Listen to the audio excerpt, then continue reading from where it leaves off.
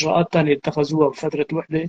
عملوا يعني قانون إصلاح الزراعي، لأنه كان بهذاك الزمن يعني معظم الأغوات بدمشق وما حولها يعني هم كرد، يعني هم تلتين الجولان يملكها بيت يعني كرد هن. وأكبر عائلة من الملاكين في منطقة الجولان عائلة يعني بيت اليوسف. هذول كانوا هن أكبر الملاكين يعني. وهن اللي كان هو بزمانه يعني والي الحج، يحمي قوافل الحج يعني، لأنه قبل منه ما حدا استطاع حماية قوافل الحج من النهب والسرقة من قبل العشائر البدو والعرب اللي كانت منتشرة في هذاك الوقت يعني. فقط الباشا الكردي هو اللي استطاع حمايتهم، بشوات أخرى ما استطاعوا حماية قوافل الحج. هذا تاريخيا.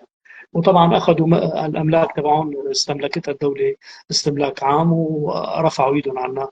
وليس فقط منطقه الجولان وانما الغوطه ايضا، الغوطه الشرقيه يعني المملوكين تبعها 90% منهم اكراد، حتى الغوطه الغربيه يعني مناطق الزبداني وبلودان وسرغايه كمان ملاكين الاساسيين اغلبهم كرد. في طبعا غير كرد لكن فيها كرد كثير.